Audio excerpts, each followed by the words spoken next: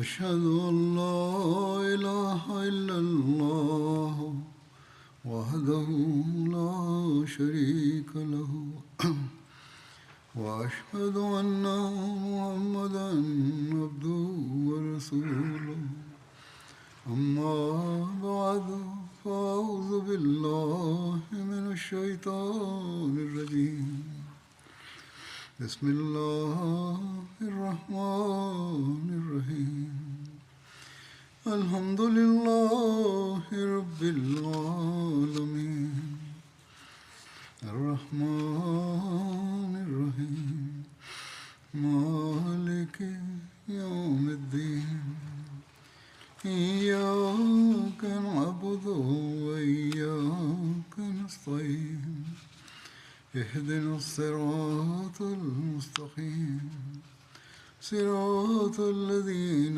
أنعمت عليهم غير المغضوب عليهم ولا الضالين হুদাইবিয়ার সন্ধি নিয়ে আলোচনা অব্যাহত আছে।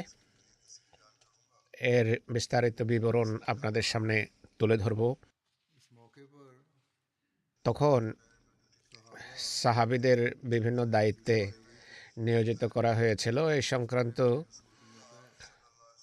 বিবরণ হলো, মহানবী সাল্লাল্লাহু আলাইহি সাল্লাম সাহাবীদের রাতের বেলা পাহারা দেওয়ার নির্দেশ দিয়ে রেখেছিলেন। দৈনিক পাহারা দিতেন তারা। পালা করে 3 জন পাহারা দিচ্ছিলেন। তাদের মাঝে হযরত আওস বিন খাওয়ালি, আব্বাস বিন বিশর এবং মোহাম্মদ বিন মাসলামা ছিলেন। এক রাতে হযরত মোহাম্মদ বিন মাসলামা দায়িত্বে ছিলেন বা ডিউটি করছিলেন। কুরাইশ মাকরাস বিন হাফসের তত্ত্বাবধানে 50 ব্যক্তিকে পাঠায় আর তাকে মহানবীর অবস্থানস্থল প্রদক্ষিণ আর তাদের মধ্য থেকে কাউকে হত্যা বা ক্ষতি করার নির্দেশ প্রদান করে। মোহাম্মদ বিন মাসলামা তাদেরকে গ্রেফতার করেন এবং মহানবীর কাছে নিয়ে আসেন। মেকরাস অবশ্য পালিয়ে যায় আর সাথীদেরকে গিয়ে সে সতর্ক করে। এর মাধ্যমে মহানবীর সে উক্তিও স্পষ্ট হয়ে গেল, যার কথা আমি গত খুতবায় বলেছিলাম, যে মহানবী এর সম্পর্কে বলেছিলেন এ হলো একজন প্রতারক। এ কথাও জানা যায় যে মহানবী সাল্লাল্লাহু আলাইহি সাল্লামের নির্দেশে মুসলমানদের কয়েকজন মক্কায় প্রবেশ করেছিলেন, যাদের মাঝে কুরস বিন জাবের ফেহরি, আব্দুল্লাহ বিন সোহেব, আব্দুল্লাহ বিন হুজাফা, আবু রুম বিন উমের আবদারি, ইয়াশ বিন আবি রাবিয়া, হিশাম বিন আস, আবু হাতেব বিন আমর, উমায়ের বিন ওয়াহাব, হাতেব বিন আবি বালতা এবং আবদুল্লাহ বিন উমাইয়া। তারা হযরত ওসমান রাদিয়াল্লাহু আনহুর নিরাপত্তায় মক্কায় প্রবেশ করেছিলেন। এটিও বলা হয়ে থাকে যে তারা গোপনে মক্কায় প্রবেশ করেছেন। মুসলমানদের আসার কথা যখন কুরাইশ জানতে পারে, তখন তারা তাদেরকে গ্রেফতার করে। কুরাইশ তাদেরকে গ্রেফতার করে। কুরাইশও তাদের সাথীদের গ্রেফতার হওয়ার সংবাদ পেয়েছিল, যাদেরকে হযরত মোহাম্মদ বিন মাসলামা গ্রেফতার করেছিলেন। তারা যখন জানতে পারল যে তাদের 50 ব্যক্তিকে মুসলমানরা গ্রেফতার করেছে, তখন কুরাইশের আরেকটি সশস্ত্র দল মহানবী সাল্লাল্লাহু আলাইহি সাল্লাম এবং তার সাথীদের উদ্দেশ্যে বের হয় এবং তারা মুসলমানদের উপর হামলা করে। তারা তীর এবং পাথর ছুড়তে থাকে। মুসলমানরা মুশরিকদের 12 জন অশ্বারোহীকে গ্রেফতার করে আর মুসলমানদের মধ্য থেকে হযরত ইবনে জুনাইম শাহাদাত বরণ করেন। কুরাইশ তীর মেরে তাকে হত্যা করে।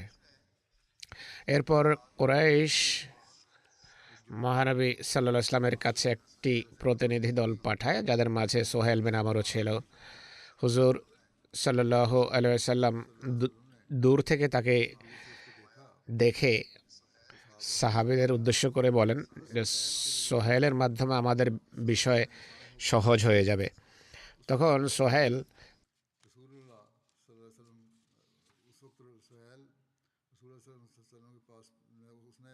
সোহেল মহানবীর কাছে এসে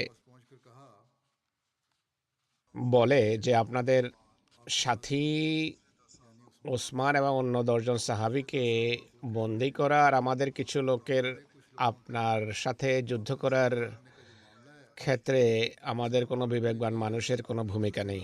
আমরা যখন এটি জানতে পেরেছি আমাদের কষ্ট হয়েছে। এই সম্পর্কে আমরা কিছুই জানতাম না, আমাদের মাঝে বখাটে লোকদের কাজ ছিল এটি। আপনি 2বার আমাদের যেসব লোককে বন্দি করেছেন তাদেরকে ফেরত দিন। মহানবী সাল্লাল্লাহু আলাইহি ওয়াসাল্লাম বলেন যে তাদেরকে ততক্ষণ ফেরত যেতে দেব না যতক্ষণ আমার সাথীদেরকে তোমরা মুক্ত না করবে।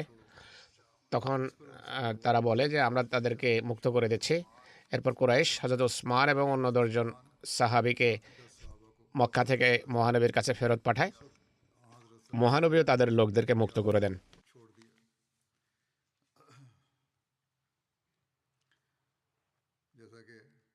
পূর্বে আমি বলেছি আর আজও উল্লেখ করেছি যে হযরত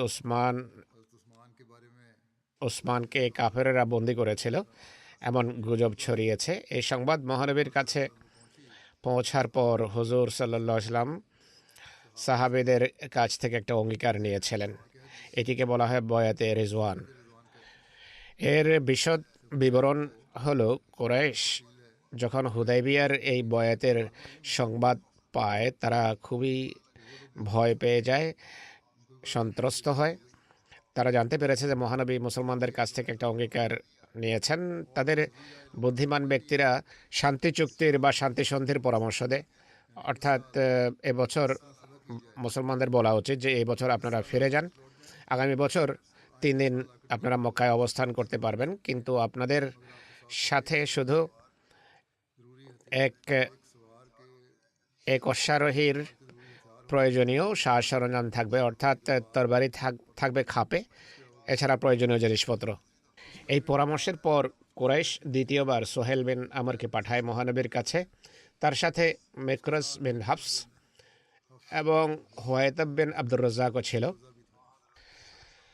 তারা মহানবী সাল্লাল্লাহু আলাইহি সাল্লামের কাছে প্রস্তাব নিয়ে আসে যে এবছর ওমরা না করেই আপনি ফিরে যান, যেন আরব এই কথা বলতে না পারে যে আপনি বাহুবলে কুরাইশের ইচ্ছার বিরুদ্ধে গিয়ে জবরদস্তি মক্কায় প্রবেশ করেছেন। আগামী বছর বা পরবর্তী বছর আপনি ওমরার জন্য আসতে পারেন। সোহেল আসার সময় মহানবী দূর থেকে তাকে দেখেন এবং বলেন যে এই ব্যক্তিকে দ্বিতীয়বার পাঠানোর অর্থ হলো কুরাইশ এখন মীমাংসা করতে চায়। হুদাইবিয়ার সন্ধি সম্পর্কে হযরত মির্জা বশির আহমদ সাহেব লিখেছেন যে সোহেল বিন আমর যখন মহানবীর সামনে আসে তিনি তাকে দেখেই বলেন এই হলো সোহেল। এখন আল্লাহ তাআলা চাইলে ইনশাআল্লাহ বিষয় সহজ হয়ে যাবে আমাদের জন্য। সোহেল এসেই মহানবী সাল্লাল্লাহু আলাইহি ওয়াসাল্লামকে বলে আসুন, দীর্ঘ বিতর্কের এখন অবসান হওয়া উচিত, আমরা চুক্তির জন্য বা শান্তি সন্ধির জন্য প্রস্তুত। মহানবী বলেন যে আমরাও প্রস্তুত। এটি বলতেই তিনি তার সেক্রেটারি হযরত আলীকে ডেকে পাঠান। শর্ত সম্পর্কে পূর্বেই সার্বিক আলোচনা হয়ে গিয়েছিল, আর শর্তের বিস্তারিত বিষয়ও নির্ধারিত হওয়ার ছিল। তাই কাতেব বা লেখক আসতেই মহানবী হযরত আলীকে বলেন লেখো। মহানবী লেখানো আরম্ভ করেন। বিসমিল্লাহির রহমানির রহিমের মাধ্যমে আরম্ভ হয়। সোহেল শান্তির জন্য প্রস্তুত ছিল, কিন্তু কুরাইশের স্বার্থ রক্ষা এবং মক্কাবাসীদের সম্মানের বিষয়ে সে খুব সাবধান ছিল, সচেতন ছিল। তাৎক্ষণিকভাবে সে বলে যে রহমান শব্দ কেন ব্যবহার করেছ, আমরা রহমানকে চিনি না। আরব যেভাবে প্রাচীনকাল থেকে লিখে আসছে সেইভাবে লেখো। এটি লেখো যে বিসমিকা আল্লাহুম্মা, বিসমিল্লাহির রহমানির রহিম লেখার দরকার নাই, বিসমিকা আল্লাহুম্মা লিখতে হবে। অন্যদিকে মুসলমানদের জন্য জাতিগত সম্মান এবং জাতিগত আত্মাভিমানের প্রশ্ন ছিল। মুসলমানদের আত্মসম্মান বোধও জাগ্রত হয়। তারা জোর দেন যে আমরা তো বিসমিল্লাহির রহমানির রহিমই লিখব। কিন্তু হুজুর সাল্লাল্লাহু আলাইহি সাল্লাম এই কথা বলে মুসলমানদের নীরব থাকতে বলেন যে কোনো অসুবিধা নেই, সোহেল যেভাবে বলছে সেভাবেই লিখে নাও। তিনি বলেন বিস্মেকা আল্লাহুম্মা শব্দ লিখে নাও, আর তাই লেখা হয়েছে। এরপর হুজুর সাল্লাল্লাহু আলাইহি সাল্লাম বলেন যে লেখো, এটি সেই চুক্তি যা মোহাম্মদ রসুল্লাহ সাল্লাল্লাহু আলাইহি সাল্লাম করেছেন। সোহেল আবার বাধা দেয়। সোহেল বলে যে আমরা রসুল্লাহ শব্দ লিখতে দেব না। যদি এই কথাই আমাদের মানতে হয় যে আপনি আল্লাহ রসুল, তাহলে কোনো ঝগড়ার কোনো প্রশ্নই ওঠে না। আপনাকে বাধা দেওয়ার, আপনার মোকাবেলা করার আমাদের কোনো অধিকারই আর থাকে না তখন। তাই আমাদের রীতি অনুসারে শুধু এই শব্দ লিখুন যে মোহাম্মদ বিন আবদুল্লাহর সাথে এই চুক্তি হয়েছে। হুজুর সাল্লাল্লাহু আলাইহি সাল্লাম বলেন, আপনারা মানুন বা না মানুন, স্বীকার করুন বা না করুন, আমি আল্লাহর রসুল। কিন্তু যেহেতু আমি মোহাম্মদ বিন আবদুল্লাহও, তাই এটি লিখে নিচ্ছি, বা এভাবে লিখে নাও যে মোহাম্মদ বিন আবদুল্লাহ এই চুক্তি করেছেন। ততক্ষণে বা সেই সময়ের ভেতর চুক্তির শর্ত লিখতে গিয়ে মোহাম্মদ রসুল্লাহ শব্দ লিখে ফেলেছিলেন। তিনি মহানবী হজরত আলীকে বলেন যে রসুল্লাহ শব্দ কেটে দাও, এর জায়গায় মোহাম্মদ বিন আবদুল্লাহ শব্দ লিখে দাও। কিন্তু তখন উত্তেজনা ছিল তুঙ্গে। হজরত আলী আত্মাভিমানের বশবর্তী হয়ে বলেন, হে আল্লাহ রসুল, আমি আপনার নামের সাথে যে রসুল্লাহ শব্দ আছে তা কখনো কাটব না। মহানবী সাল্লাল্লাহু আলাইহি সাল্লাম এই অনিয়ন্ত্রিত অবস্থা দেখে বলেন যে ঠিক আছে, তুমি কাটছো না তো আমি নিজেই কেটে দিচ্ছি। তখন তিনি চুক্তিপত্রটি বা যাই ছিল তা নিজের হাতে নেন, আর হজরত আলী থেকে সেই শব্দগুলো কোন জায়গায় লেখা আছে তা জিজ্ঞেস করে নিজের হাতে রসুলুল্লাহ শব্দ কেটে দিয়ে তা এর জায়গায় ইবনে আবদুল্লাহ অর্থাৎ আবদুল্লাহর পুত্র শব্দ লিখে দেন। হজরত মির্জা বশির আহমদ সাহেব তার পুস্তকে এটি বর্ণনা করেছেন এইভাবে। এই চুক্তিটির বিস্তারিত হলো, মক্কাবাসীরা আমাদেরকে বাইতুল্লাহর তওয়াফ থেকে বারণ করতে পারবে না। সোহেল তাৎক্ষণিকভাবে বলে যে খোদার কসম এবছর এটি হবে না, নতুবা আরবদের মাঝে আমাদের নাক কাটা যাবে। আগামী বছর এসে অবশ্য আপনারা তওয়াফ করতে পারেন। তিনি বলেন তাহলে এটাই লিখে নাও। এরপর সোহেল তাদের পক্ষ থেকে লিখিয়েছে যে আরেকটি শর্ত হবে, মক্কাবাসীদের কেউ গিয়ে মুসলমানদের সাথে যোগ দিতে পারবে না মুসলমান হলেও। এমন কোনো ব্যক্তি যদি মুসলমানদের কাছে যায় তাহলে তাকে ফেরত পাঠানো হবে। সাহাবীরা এটি শুনে হইচই করে ওঠেন যে সুবহানাল্লাহ, এটি কীভাবে হতে পারে? এক ব্যক্তি ইসলাম গ্রহণ করে আমাদের কাছে আসবে আর তাকে আমরা ফেরত পাঠাবো। যাই হোক, এই চুক্তি লিপিবদ্ধ হচ্ছিল। ততক্ষণে হঠাৎ করে হজরত আবু জন্দল বিন সোহেল আসে। তার পায়ে শিকল পরিহিত ছিল। যিনি মক্কা থেকে বের হন আর মুসলমানদের সামনে নিজেকে উপস্থাপন করেন। সোহেল যে চুক্তি লেখা ছিল তারই পুত্র ছিল এবং তিনি ইসলাম গ্রহণ করেছিলেন। তার পিতা সোহেল তাকে শিকলাবদ্ধ করে রেখেছিল। তিনি বন্দিদশা থেকে বেরিয়ে পরিচিত রাস্তা এড়িয়ে পাহাড় হয়ে হুদাইবিয়া পৌঁছেন। মুসলমানরা তাকে স্বাগত জানান এবং মুবারকবাদ দিতে থাকেন।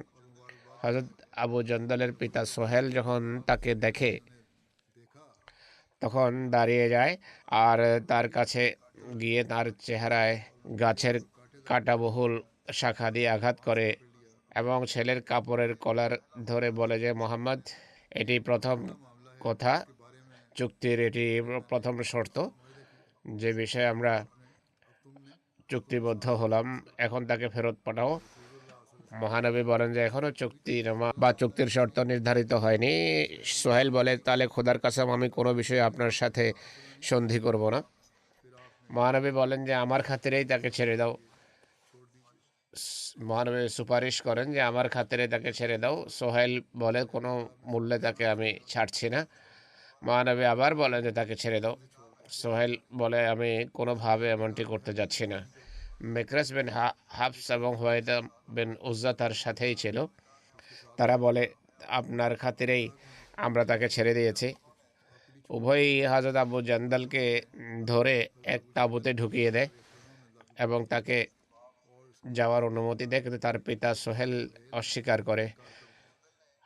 হযরত আবু জান্দাল বলেন যে হে মুসলমান ভাইরা, আমাকে কি মুশরিকদের কাছে ফেরত পাঠানো হবে? অথচ আমি তো ইসলাম গ্রহণ করে এসেছি।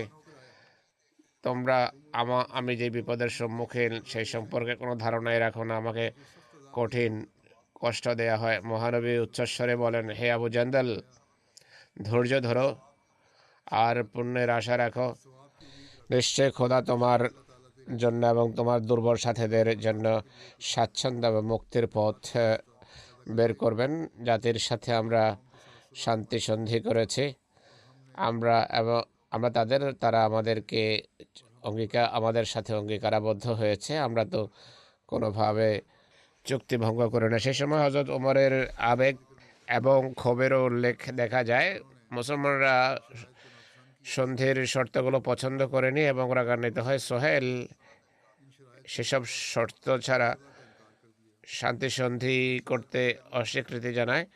সন্ধির শর্ত নির্ধারিত হয়, শুধু লেখা বাকি ছিল। হযরত ওমর মহানবীর কাছে আসেন এবং বলেন, হে আল্লাহ রসুল সাল্লাল্লাহু আলাইহি ওয়াসাল্লাম, আমরা কি সত্যের উপর নই আর কাফের কি মিথ্যার উপর নয়?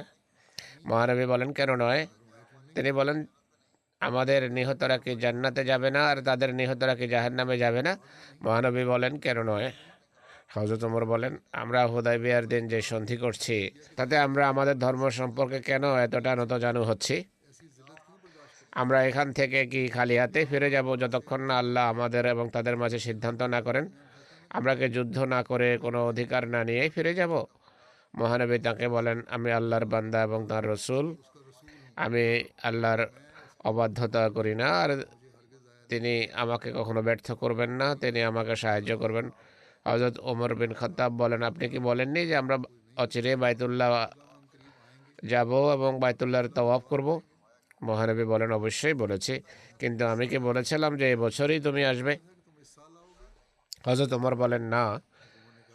এরপর বলেন, নিঃসন্দেহে বাইতুল্লাহ যাবে আর তাওয়াফও করবে। এরপর হযরত ওমর রাগান্বিত অবস্থায় হযরত আবু বকরের কাছে যান এবং ধৈর্য ধরেননি এবং আবু বকরকে বলেন যে, হে আবু বকর, আল্লাহর নবীকে সত্যের উপর প্রতিষ্ঠিত নন? হযরত আবু বকর উত্তরে বলেন, কেন নয়? এরপর বলেন, আমরা কি সত্যের উপর আর তারা মিথ্যার উপর প্রতিষ্ঠিত নয়? তাদের নিহতরা জাহান্নামে আর আমাদের নিহতরা জান্নাতে যাবে না? হযরত আবু বকর বলেন, কেন নয়? তখন হযরত ওমর বলেন যে, তাহলে কেন আমরা আমাদের ধর্মের বিষয়ে নতজানু নীতি অনুসরণ করে ফিরে যাচ্ছি, অথচ আল্লাহ এখনো আমাদের এবং তাদের মাঝে সিদ্ধান্ত করেননি? হযরত আবু বকর বলেন, তিনি আল্লাহর রসুল, তিনি তার প্রভুর অবাধ্য হন না, আর আল্লাহ তাআলা তাকে সাহায্য করতে যাচ্ছেন। তাই তুমি নিজেকে মৃত্যু মহানবী সাল্লাল্লাহু আলাইহি সাল্লামের আনুগত্যের জিঞ্জিরে সম্পৃক্ত এবং আবদ্ধ রাখো। খোদার কসম, তিনি সত্যের উপর প্রতিষ্ঠিত রয়েছেন। আরেক রওয়ায়েতে আছে যে তিনি বলেছেন তিনি আল্লাহর রসুল। এরপর হযরত ওমর বলেন যে, নিঃসন্দেহে মুহাম্মদ সাল্লাল্লাহু আলাইহি সাল্লাম আল্লাহ তাআলার রসুল। পুনরায় বলেন, তিনি কি আমাদেরকে বলেননি যে আমরা অচিরেই বাইতুল্লাহ যাব আর বাইতুল্লাহ তাওয়াফ করব? হযরত আবু বকর বলেন, কেন নয়? কিন্তু তিনি কি বলেছিলেন যে এবছরই তাওয়াফ করবেন? হযরত ওমর বলেন, না। এরপর হযরত আবু বকর বলেন যে অবশ্যই বাইতুল্লাহ যাবে আর তাওয়াফও করবে। যাই হোক, হযরত ওমরের জন্য এই শর্তগুলো মেনে নেওয়া খুবই কঠিন বিষয় ছিল। বুখারীতে উল্লেখিত আছে, হযরত ওমর বর্ণনা করেছেন যে, খোদার কসম, ইসলাম গ্রহণের পর থেকে আমি কোনোদিন সন্দেহ করিনি হুদায়বিয়ার দিন ছাড়া। আর মহানবীর বিভিন্ন কথার আমি উত্তর দিতে থাকি, অর্থাৎ পূর্বে কখনো মহানবীর সামনে কথা বলেনি, শুধু সেই সময় কথা বলেছি। হযরত উবাইদা বিন জাররাহ বলেন, হে ইবনে খিত্তাব, মহানবী যা বলেন তা তুমি কেন মানো না? শয়তান থেকে আল্লাহর আশ্রয় চাও, নিজের মতামতের সংশোধন করো। হযরত ওমর বলেন, এরপর আল্লাহর কাছে আশ্রয় চাইতেই থাকি। পূর্বে আমি কখনো এতটা লজ্জিত হইনি। প্রথম দিকে আমি যে দ্বিধাদ্বন্দ্ব দেখিয়েছি কথা বানার ক্ষেত্রে, সেই পাপ মোচনের জন্য আমি নেক কর্ম করতে থাকি।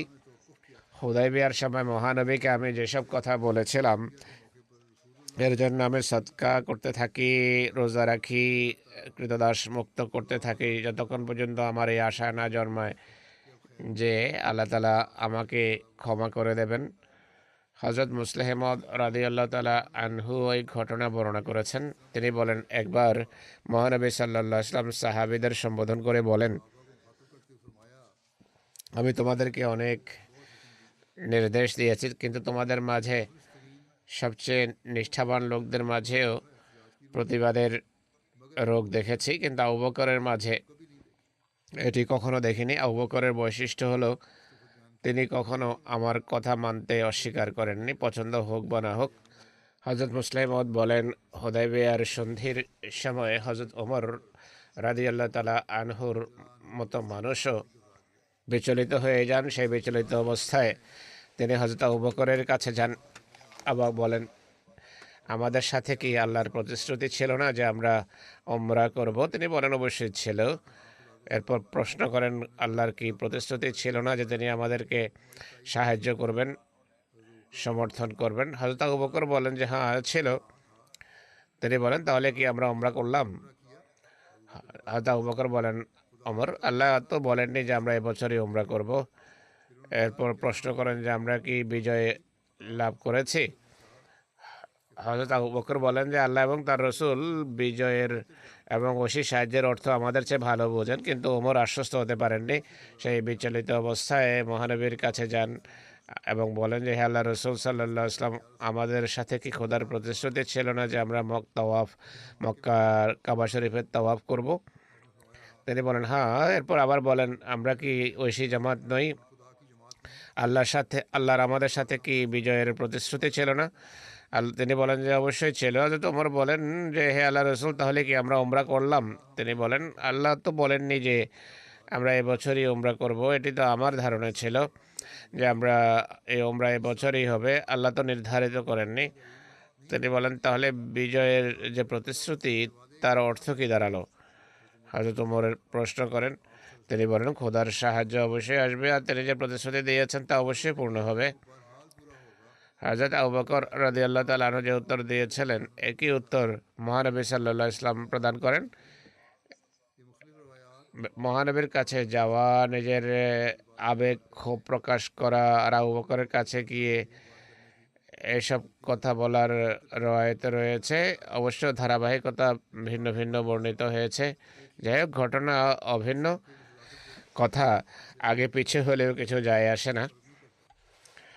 সন্ধির শর্তাবলী নির্ধারিত হওয়া সম্পর্কে বা লিপিবদ্ধ করা সম্পর্কে সিরাত খাতামান নবীন হযরত মির্জা বশির আহমদ সাহেব লিখেছেন যে দীর্ঘ বিতর্কের পর যখন চুক্তি চূড়ান্ত হয় আর প্রায় সব বিষয়ে হুজুর সাল্লাল্লাহু আলাইহি ওয়াসাল্লাম নিজের কথা বাদ দিয়ে কুরাইশের দাবি মেনে নেন আর সেই ইচ্ছার অধীনে নিজেই তার এই অঙ্গীকার পুরো বিশ্বস্ততার সাথে রক্ষা করেন যে বাইতুল্লাহর সম্মানার্থে কুরাইশের পক্ষ থেকে যেই দাবি উত্থাপিত হবে তা মানা হবে, হারাম শরীফের সম্মানকে পদদলিত হতে দেয়া হবে না। সেই চুক্তির শর্তাবলী নিম্নরূপ: 1. মহানবী এবং তার সাথীরা এবছর ফিরে যাবেন। 2.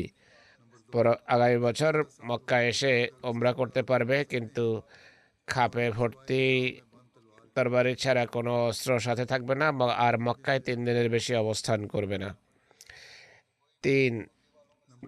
মক্কাবাসীদের কোনো পুরুষ যদি মদিনা যায়, সে মুসলমান হলেও মহানবী তাকে মদিনায় আশ্রয় দেবেন না, বরং ফেরত পাঠাবেন। বুখারী শরীফের শব্দ হলো, লা ইয়াতিকা মিন্না রাজুলুন ওয়া ইন কানা আলা দীনিকা ইল্লা রাদাত্তাহু ইলাইনা। আমাদের কোনো পুরুষ যদি আপনার কাছে যায়, আপনি তাকে ফেরত পাঠাবেন, কিন্তু যদি কোনো মুসলমান মদিনা ছেড়ে মক্কায় আসে, তাকে ফেরত পাঠানো হবে না। নিজেদের শর্ত মানিয়ে নেয় তারা। কোনো মুসলমান মদিনায় গেলে তাকে ফেরত পাঠাতে হবে, কিন্তু কোনো মুসলমান যদি কোনোভাবে মক্কা আসে আর ধরা পড়ে, তাহলে তাকে ফেরত পাঠানো হবে না। আরেকটি রওয়ায়াত হলো, মক্কাবাসীদেরকেও যদি তার গার্ডিয়ানের অনুমতি না নিয়ে মদিনা আসে, তাকে ফেরত পাঠানো হবে। আরব গোত্রগুলো তাদের পছন্দ অনুসারে মুসলমানদের মিত্র হতে পারে আর মক্কাবাসীদেরও মিত্র হতে পারে। পঞ্চম শর্ত ছিল এই চুক্তি আপাতত 10 বছরের জন্য স্থায়ী হবে, আর এই সময়ের ভেতর মুসলমান এবং কুরাইশের মাঝে কোনো যুদ্ধ হবে না, যুদ্ধ বন্ধ থাকবে।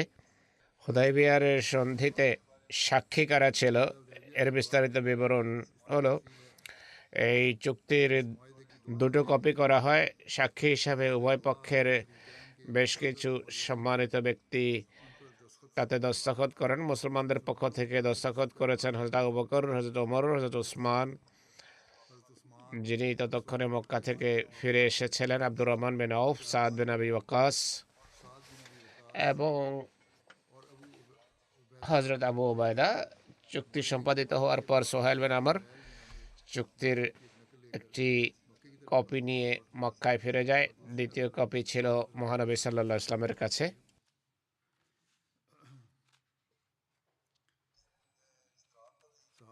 সাহাবীদের ব্যাকুলতার উল্লেখও দেখা যায়, পূর্বে আমি বলেছি সে সম্পর্কে। মহানবী যখন চুক্তির শর্তাবলী লেখা শেষ করেন, হুজুর সাল্লাল্লাহু আলাইহি ওয়াসাল্লাম সাহাবীদেরকে বলেন, উঠো, উট জবাই করো আর মাথা মুড়িয়ে নাও। তাদের কোনো একজন সাহাবীও এই নির্দেশে সাড়া দিয়ে দাঁড়াননি। মহানবী সাল্লাল্লাহু আলাইহি ওয়াসাল্লাম একই কথা 3 বার পুনরাবৃত্তি করেন। হযরত মির্জা বশির আহমদ সাহেব এটি এইভাবে বর্ণনা করেছেন, সোহেল যখন ফিরে যায়, মহানবী সাল্লাল্লাহু আলাইহি ওয়াসাল্লাম সাহাবীদের সম্বোধন করে বলেন, ওঠো, এখানে তোমাদের কোরবানির পশু জবাই করে মাথা মুড়িয়ে নাও। কোরবানির পর মাথার চুল মোড়ানো হতো বা মাথার চুল কাটা হতো বা কাটা হয়, এবং ফিরে যাওয়ার প্রস্তুতি নাও। সাহাবীরা বাধ্যত এই লজ্জাস্কর চুক্তির কারণে শোকাকুল ছিলেন। তাদের দৃষ্টি এইদিকে যে যায় যে মহানবী এক স্বপ্নের ভিত্তিতে আমাদের এখানে এনেছিলেন। আল্লাহ তাআলার স্বপ্নে বাইতুল্লাহর তওয়াফের দৃশ্য দেখিয়েছিলেন। সাহাবীরা মনোবল হারিয়ে বসেছিলেন, তারা নিষ্প্রাণ দেহের ন্যায় পড়েছিল। আল্লাহ রসুলে তাদের পূর্ণ বিশ্বাস ছিল, পূর্ণ আস্থা ছিল, তার প্রতিশ্রুতিতেও পূর্ণ বিশ্বাস ছিল, কিন্তু মানবিক দুর্বলতার দাবি অনুসারে বাহ্যিক ব্যর্থতার কারণে তারা মনোবল হারিয়ে বসেছিলেন। তাৎক্ষণিক প্রতিক্রিয়া ছিল, কিন্তু মহানবী যখন বলেন যে এখানে কোরবানির পশু জবাই করো, মক্কায় প্রবেশ হলাম কিনা, কাবায় গেলাম কিনা, তাওয়াফ করলাম কিনা সেটি ভিন্ন কথা, এখানেই কোরবানির পশু জবাই করো আর ফিরে চলো। কোনো সাহাবী নিজ জায়গা ছেড়ে ওঠেননি। কোরবানির প্রাণী যারা নিয়ে এসেছিলেন তারা বসেছিলেন, কিন্তু এটি কারণে নয় যে তারা মহানবীর প্রতি অবাধ্য ছিলেন। সাহাবীদের চেয়ে বেশি ধরা পৃষ্ঠে কোনো অনুগত জামাত সৃষ্টি হয়নি, তাই তাদের পক্ষ থেকে এই ব্যবহার বিদ্রোহ বা অবাধ্যতা স্বরূপ ছিল না, বরং দুঃখ এবং বাহ্যিক লাঞ্ছনার বেদনা তাদেরকে এতটা অবসন্ন করে রেখেছিল যে দেখেও তারা দেখছিল না, শুনেও শুনছিল না। মহানবী তাদের উদ্দেশ্যে তার কথা 2-3 বার পুনরাবৃত্তি করেন, কিন্তু কোনো সাহাবী নিজের জায়গা থেকে নড়েননি। মহানবী এ ভেবে দুঃখ ভারাক্রান্ত হন যে আমার নির্দেশ কেউ অনুসরণ করছে না। তিনি নীরবে তাঁর তাঁবুতে চলে যান। তাঁবুর ভেতর মহানবী সাল্লাল্লাহু আলাইহি ওয়াসাল্লামের পবিত্র স্ত্রী হযরত উম্মে সালমা ছিলেন, যিনি খুবই বিচক্ষণ নারী ছিলেন আর সেই দৃশ্য দেখছিলেন। তিনি তার মহাসম্মানিত এবং প্রিয় স্বামীকে চিন্তিত দেখেন। হুজুর সাল্লাল্লাহু আলাইহি ওয়াসাল্লামের পবিত্র মুখে তার দুশ্চিন্তার বিস্তারিত জেনে সহানুভূতি এবং ভালোবাসার সুরে বলেন যে, হে আল্লাহ রসুল সাল্লাল্লাহু আলাইহি ওয়াসাল্লাম, আপনি ভয় পাবেন না, আপনার সাহাবীরা আল্লাহর কৃপায় অবাধ্য নন, কিন্তু এই চুক্তির শর্তাবলী তাদেরকে এতটা দুঃখ ভারাক্রান্ত করে যে তারা উম্মাদ প্রায় হয়ে যায়। আপনি কিছুই বলবেন না, বরং নীরবে বাইরে গিয়ে আপনার নিজের কোরবানির পশু জবাই করুন এবং মাথার চুল মুড়িয়ে নিন, এরপর আপনার সাহাবীরা আপনার অনুসরণ করবে। মহানবী সাল্লাল্লাহু আলাইহি ওয়াসাল্লামের এই প্রস্তাব পছন্দ হয়। তিনি বাইরে এসে কিছু না বলেই তার কোরবানির পশু জবাই করে তার মাথার চুল মোড়ানো আরম্ভ করেন। সাহাবীরা এই দৃশ্য দেখেন। তো যেভাবে এক ঘুমন্ত ব্যক্তি হই হুল্লোড় বা চিৎকার শুনে আকস্মিকভাবে জেগে ওঠে, সেইভাবে সাহাবেরা চকিত হন আর উম্মাদ প্রায় নিজেদের কোরবানির পশু জবাই করতে আরম্ভ করেন আর পরস্পরের মাথার চুল মোড়াতে থাকেন। কিন্তু দুঃখ তাদেরকে এতটা ভারাক্রান্ত করে রেখেছিল যে বর্ণনাকারী বলেন তখন এমন পরিস্থিতি ছিল যে আশঙ্কা ছিল যে কোথাও মাথা মোড়াতে মোড়াতে সাহাবীরা পরস্পরের গলা না কেটে ফেলে। যাই হোক, হযরত উম্মে সালামার প্রস্তাব কার্যকরী প্রমাণিত হয়। মহানবী ইসলামের পবিত্র বাক্যা বলে যেখানে সাময়িকভাবে ব্যর্থ ছিল, তার কর্ম ঘুমন্ত লোকদেরকে ঝাঁকিয়ে ঝাঁকুনি দিয়ে জাগ্রত করে। সিরাত খাতামান নবীন থেকে নেয়া উদ্ধৃতি এটি। হুদাইবিয়া নামক স্থানে মহানবী তার কোরবানির পশু জবাইয়ের পর কোরবানির প্রাণীগুলোর মাঝে আবু বকরের উট যা বদরের মালে গনিমতের একটি প্রাণী ছিল, সেটি পালিয়ে যায়। সেটিকে হাড় পরানো হয়েছিল, কোরবানির জন্য চিহ্নিত করা হয়েছিল, কিন্তু সেটি কিছুক্ষণের জন্য হারিয়ে যায়। যাই হোক, পরে খুঁজে পাওয়া যায়। তিনি সেই উট 7 ব্যক্তির পক্ষ থেকে জবাই করেন। হযরত জাবেরের পক্ষ থেকে বর্ণিত হয়েছে মহানবী সাল্লাল্লাহু আলাইহি সাল্লাম 70টি প্রাণী জবাই করেছেন। একটি প্রাণী 7 ব্যক্তির পক্ষ থেকে ছিল। সেদিন আমরা ছিলাম 1400 ব্যক্তি। কোরবানিকারীদের সেই সাহাবের সংখ্যা বেশি ছিল যারা কোনো কোরবানি করেননি। এতটা সামর্থ্য এবং স্বাচ্ছন্দ্য ছিল না। মহানবী হারামের বাইরে অবস্থান করছিলেন, নামাজ পড়তেন হারামে গিয়ে। হুজুর সাল্লাল্লাহু আলাইহি সাল্লাম আসলাম গোত্রের এক ব্যক্তির হাতে কোরবানির প্রাণীগুলো থেকে 20টি প্রাণী পাঠিয়েছেন যেন সেইগুলোকে মারওয়ার কাছে জবাই করা যায়। মহানবী সাল্লাল্লাহু আলাইহি সাল্লামের প্রাণীগুলো জবাইয়ের পর তার তাঁবুতে ফিরে আসেন। হযরত খারাশ বিন উমাইয়াকে ডাকেন এবং মাথা মুড়িয়েছেন আর চুল একদিকে সবুজ কণ্টকবহুল গাছে ফেলে দেন। মানুষ গাছের উপর থেকে তার চুল সংগ্রহ করে নিজেদের মাঝে বন্টন করতে থাকে। হযরত উম্মে আম্মারা তার কিছু চুল সংগ্রহ করেন। তিনি রোগীদের জন্য সেই চুল পানিতে ভিজিয়ে মানুষকে সেই পানি খাওয়াতেন চিকিৎসার জন্য। এইভাবে মানুষ আরোগ্য লাভ করতো, সেগুলোতে বরকত ছিল। সাহাবীরা পরস্পরের চুল বা মাথা মুড়াতে থাকে। কেউ মাথা মুড়িয়েছে আর অনেকেই চুল ছাটিয়েছেন, যাদের মাঝে হযরত ওসমান এবং হযরত আবু কাতাদা ছিলেন। মহানবী ইসলাম তার পবিত্র মুখ বা মাথা তাঁবু থেকে বের করে বলছিলেন, আল্লাহ তাআলা যারা মাথা মুড়িয়েছে তাদের প্রতি কৃপা করুন। তাকে বলা হয়েছে যে হে আল্লাহ রসুল, যারা চুল ছাটিয়েছে তাদের জন্য দোয়া করুন। এরপর তিনি সাল্লাল্লাহু আলাইহি ওয়াসাল্লাম বলেন, আল্লাহ তাআলা যারা মাথা মুড়িয়েছে তাদের প্রতি কৃপা করুন। আর চতুর্থবার বলেন যে যারা চুল ছাটিয়েছে তাদের প্রতি আল্লাহ তাআলা দয়াদ্র হন।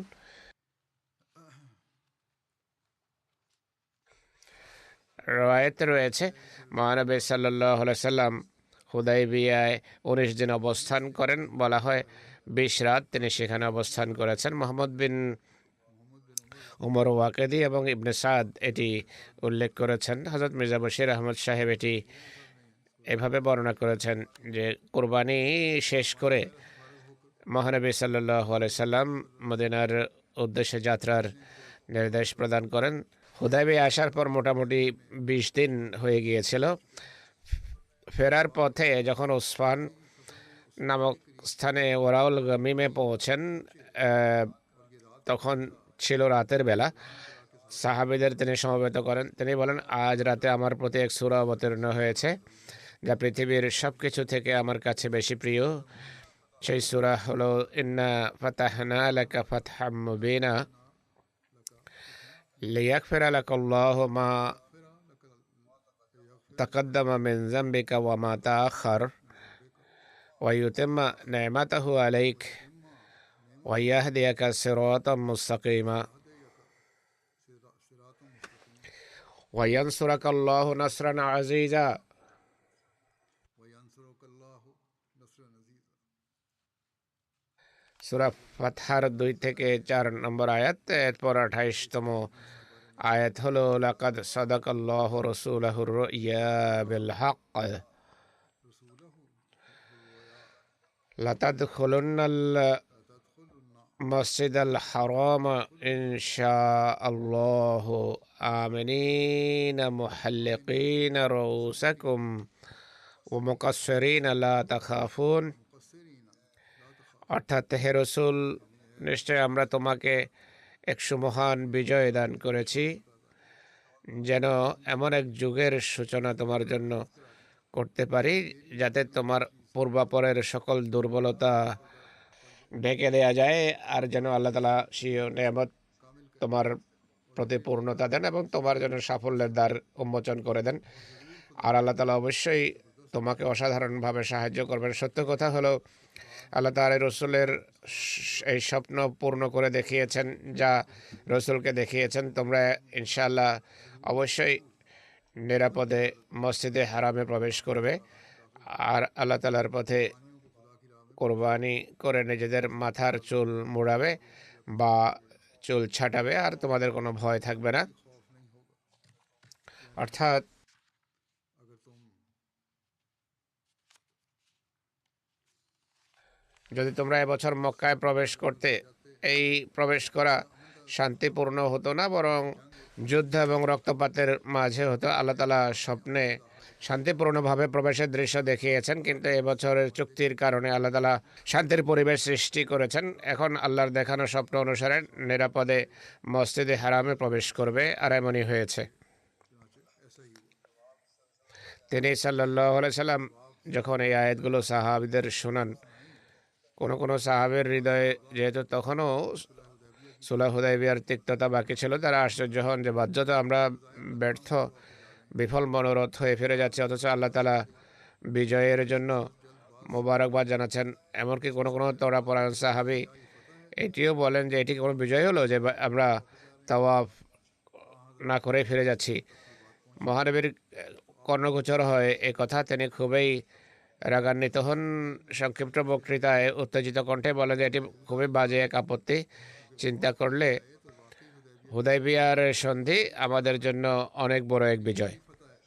তিনি বলেন, কুরাইশ আমাদের বিরুদ্ধে রণক্ষেত্রে ছিল, তারা যুদ্ধ বাদ দিয়ে শান্তি চুক্তি করেছে আর আগামী বছর আমাদের জন্য মক্কার দ্বার খুলে দেওয়ার প্রতিশ্রুতি দিয়েছে, আর আমরা নিরাপদে মক্কাবাসীদের নৈরাজ্য থেকে নিরাপদ হয়ে ভবিষ্যৎ বিজয়ের সৌরভ নিয়ে ফিরে যাচ্ছি।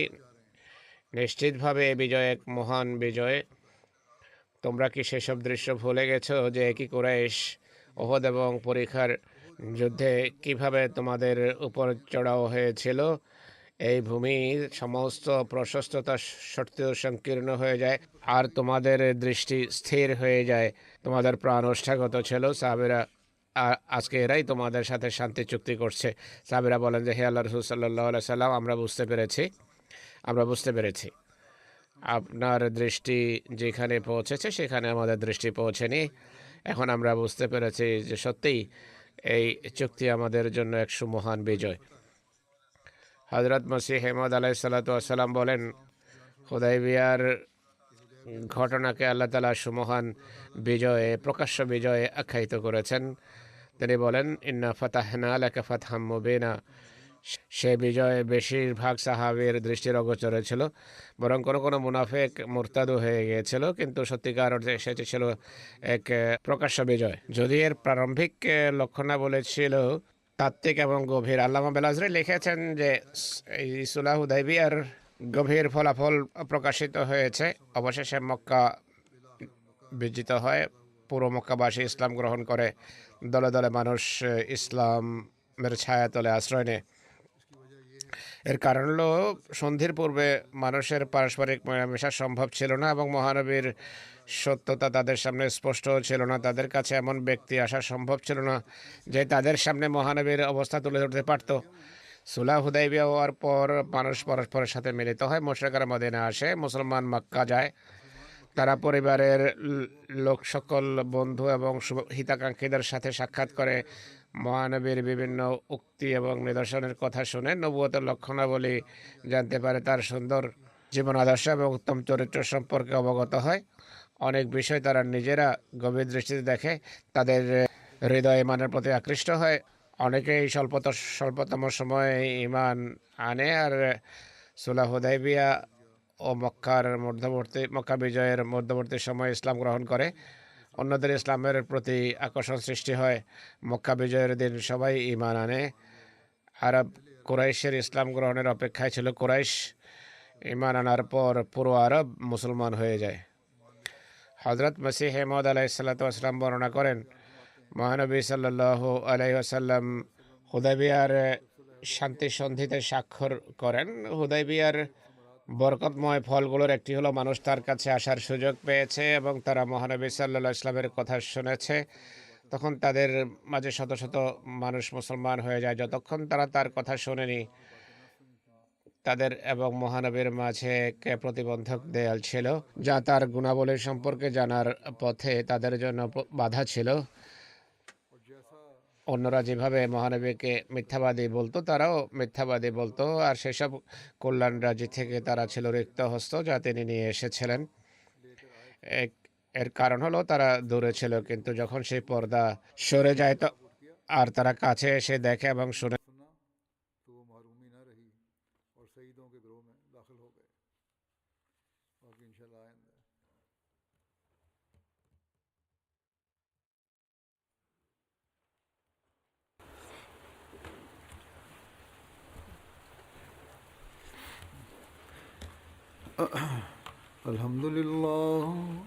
الحمد لله نحمده ونستعينه ونستغفره ونؤمن به ونتوكل عليه ونعوذ بالله من شرور أنفسنا ومن سيئات أعمالنا من يهده الله فلا مضل له ومن يضلل فلا هادي له ونشهد أن لا إله إلا الله ونشهد أن محمدا عبده ورسوله عباد الله رحمكم الله إن الله يأمر بالعدل والإحسان وإيتاء ذي القربى وينهى عن الفحشاء والمنكر